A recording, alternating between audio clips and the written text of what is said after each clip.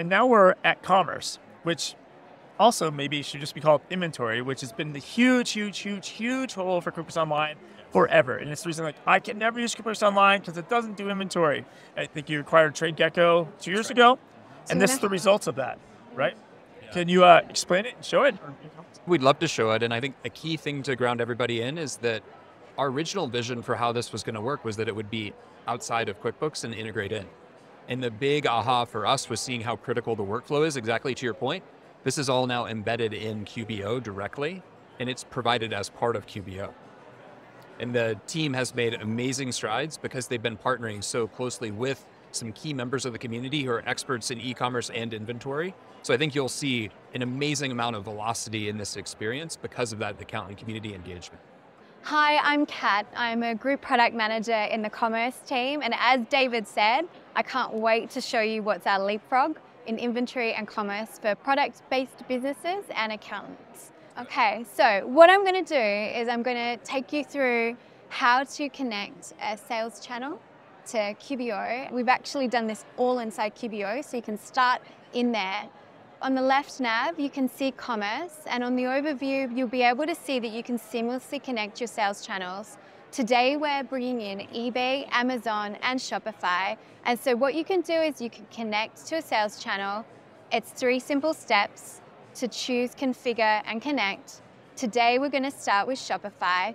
So let's click on that. What'll be coming in spring is the ability to track your inventory, where QBO is the source of truth. So what you'll see here is that QBO will be able to manage your inventory and sync it back in real time across all sales channels. If I sell out of medium shirts, I want on Amazon, all the medium shirts will be gone there so nobody can keep ordering them. Correct, so you never stock out, we don't get caught. Okay. We've been working with accountants to make sure that we're going into the right accounts for where we get paid and paid fees. So we're making sure that any data that's automatically syncing in is coming into the right accounts. We then check that we've got everything coming and we proceed to connect because we're bringing in our inventory, our payouts, and our orders. We make sure we've got consent and we're ready to go. Today we're demoing for Sophia's sneakers. She's a sneakerhead. She loves shoes. We'll connect to her account in Shopify. Job done, we're importing the data. Now, what we hear from accountants is making sure that our accounts are mapped so we can automatically check our chart of accounts here, and we have automatically recommended what should be coming in from the payouts and across the sales channels. We check that they're right. We'll be pinged. Here it comes, data's in, and we can start tracking Shopify easier inside QBO. So we know that we've added in products, orders, and payouts. We're ready to go. What you'll see immediately, because we can import historical data on Shopify, is up to 12 months worth of revenue trending. We can also see orders historically, so we know how we're performing as a business, and the top selling products, which we know is really important to make business decisions on what you want to order and reorder. So now I don't have to go back out to Shopify to look at the reports there. I just stay in QuickBooks. You can stay here and get everything you need. Assuming I set up my Spotify store, my Amazon store before I had QuickBooks, because people do things in different orders. Now QuickBooks is always first. Yep. You guys will pull all my inventory and just stick it into my inventory in QuickBooks. Mm-hmm. And then, but can I add items in here as well? And then I think on all those services, if I have shoes, right? I have different sizes. Can you show that? Like how it does the, it's three-dimensional inventory. It's not the right word, right? Well, it's 4 levels of it, actually. Let me show you. So we've reimagined products and services. So if you're familiar with QBO, it's got a complete overhaul and we're really excited with it. What you can see here is, in this instance, all the products from Amazon and Shopify have been imported.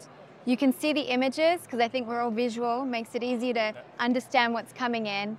You can see the product at what we call a parent level.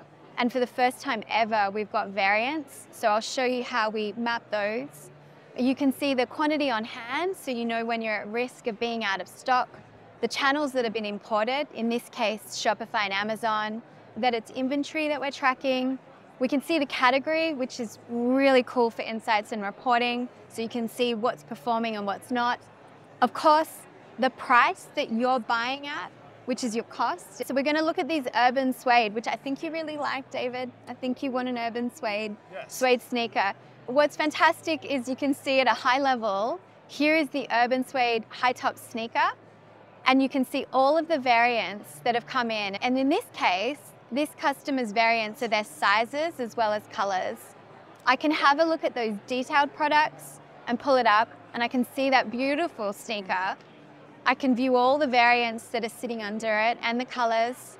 And for the first time ever, we've got multiple ways of viewing inventory status. So we can see what's on hand, what's committed and what's available, and also what's coming through on purchase order, which is super cool. And if you need sales notes or purchasing information for going back and forth with your vendor, there's spots for it too.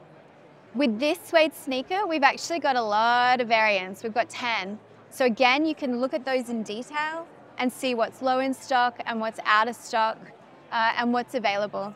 Historically with QuickBooks Desktop, you'd have to print a report that was like, count the quantity on hand. And you'd print it out and you'd physically write it down and then come back in. But this is like a full-blown workflow now to adjust inventory or count the inventory on hand. Yeah. Can you show that a little? Yeah, let me show you too. So let me show you if you're out of stock, which I think is one of the biggest challenges, particularly with the supply chains over the last couple of years. So here we're back on products and services, and you'll see there's this really neat notification at the top that says 4 items are out of stock. So I'll just click on this and magically it'll show you which items are out of stock. We have a super cool new way to reorder in bulk. So I'll be able to reorder those shoes and it goes directly through to a purchase order, which is really exciting. Purchase orders are new, right? We've had purchase orders for a while, Yeah. but with no inventory, what's used correct. to now there's inventory, right? now it connects through, right? Okay, great. And you don't have to do any work. The variants go through. In this case, here we are with our high top sneaker again. And when you're good to go, you can do a message to your vendor and a memo. You press save, and you've ordered. The other thing is a stock adjustment, which I think you're looking for as well. So let me do a quick stock adjustment for you. I've got 2 ways actually. I like this one, but my favorite is a new stock take or an inventory count. So we'll do that as well. Yeah, that's one I like. Here we've got the adjustment. So again, we're having a look at these sneakers here. We've gone to green instead. So I'll just click on these. And again, I've got the bulk way to adjust the quantity. And this is really helpful if, say, you need to make a stock adjustment because something is damaged or something's happened with the product. So you can simply update here, update the quantity. You can see that we've put it in under inventory shrinkage. And because it was damaged in this instance, particularly for these green shoes, and job done, adjustment in. And then the counts, yeah. Right? If you have to do a physical count. Okay, this is my favorite. Yeah, mine too. We can thank the team for this. They've done a really good job. Okay. That's because David's never done an inventory. No, I worked retail. Okay. What was the longest inventory count you ever did? I sold computer software in boxes. Like I sold QuickBooks DOS, shrink-wrap software. I worked software store, video games and software. You have to count CDs and floppy diskettes. Yeah, so I've done inventory. Okay, so take yourself back to those days and remember when you're in the warehouse and you have to count. So what we do is we create a new inventory count. Because we're here, we're just going to do this for a few, but you could do it for all products or you could do it for a section. We're going to add the products in. Today we're going to focus on the Green Hill Runner. I'm going to add the products to the inventory count. Do you remember how long it used to take you? It was like 4 times a year. You're all night. Yeah, and it was all paper. Super important. So we give this stock take a name and we can give it a location. We've got them in there. Now we're going to get started.